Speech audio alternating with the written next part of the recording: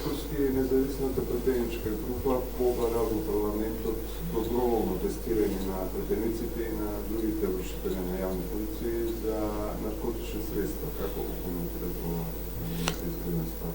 Апсолутно е прифатливо и е нешто што и од ВМРО ДПМН има таква една идеја за таква иницијатива.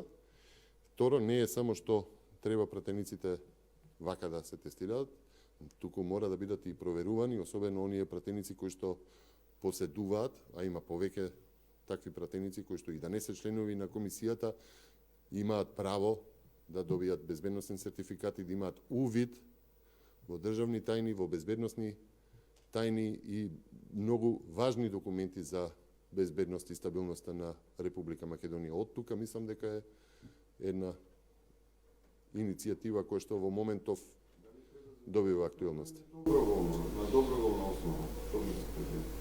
Они барат доброволно да се пријават. Може да биде доброволно, може и да биде задолжително, но што ако на доброволно не се јави, апсолутно отвара дополнителни сомнежи, така што тоа ќе го оставиме за понатаму.